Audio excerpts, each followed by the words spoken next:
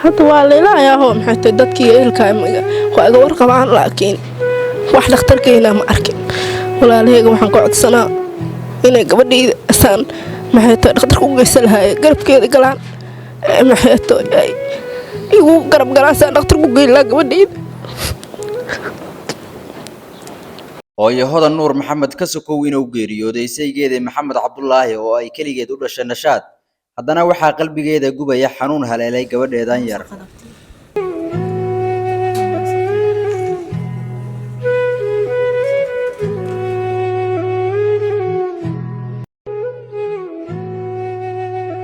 gabadha waa iga xanuunsan tahay Nashaad maxaa Cabdulaahi la dhahaa 7 sano xanuunsan tahay. waa tahay daawadayaal maanta waxaan la joognaa hooyo hodan nuur maxamed oo ay ka xanuunsan tahay muddo ku siman 7 sano gabadhan yarta oo halkan jiifta waa dhulyaal aan haysan cid ka garab siisa sidii ay caafimaad u heli lahayd. hooyada dhashay gabadhan oo garabkayga fadhisa waxa ay noo sheegtay in ay dhowr jeer isku dayday ama dadaal ay sameysay sidii ay isbitaallo u geey lahayd. waxay sheegtay in dhaqaatiirta ay kala kulantay dalka dibadiisa waxaan ahayn aan looga qaban karin gabadhan caafimaadkeeda. walaalaha Soomaaliyeed ayay ka codsanaysaa in ay ka garab siiyaan sidii gabadhan yarta ay ula tacaali lahayd ama ay u heli lahayd caafimaadkeeda. mar xamaran geey dhakhtar waa u geey dhowr dhakhtar aan u geey daawo waa la siiyey marka dhaqaatiir walba marka u geey daawo u qoro wuxuu dhahaa gabadhaada maxay tahay way fiican tahay aqligeedu wuu joogaa maskaxdeedu waa tamaam wax ma ka qaldano maxay tahay iskaana la saaray maskaxdeedu wax ma ka qaldanay dhaheen maxay tahay daawo u qoreen daawo qalal jirtay qalalku uu ka baay alxamdulillah maxay tahay jiifka hadda iska jiifto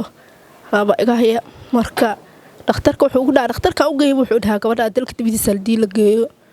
maxay tahay inay daawo fiican hesho 95% ay ku noqotaa fiican aan rajaynaa dhakhtar walba gabadha ku dadaalo idhaha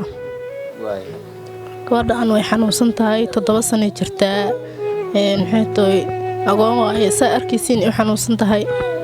maxay tahay waxaan rabaa in wax la igu qabto ummadda Soomaaliyeed waxaan ka codsanaa in gabadhaas wax igu qabtaan agoon way xanuunsan tahay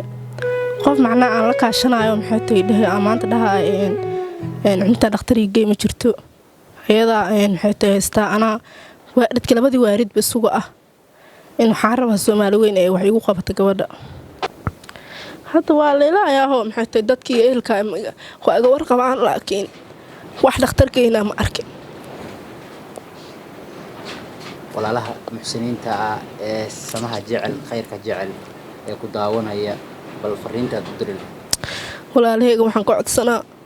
inay gabadhayda asaan maxay tahay dhakhtarka u geysan lahaayeen garabkeeda galaan maxay tahay igu garab galaan saan dhakhtarka u geyn lahaa gabadhayda. dadka ehelka aniga maxay tahay waa arkaan gabadha waa u jeedaan waxa la yiri qof joog jiifkaad u jeeda jooggaada loogu daro gabadha way u jeedaan in xanuunsan tahay waxbana waa iga qabwa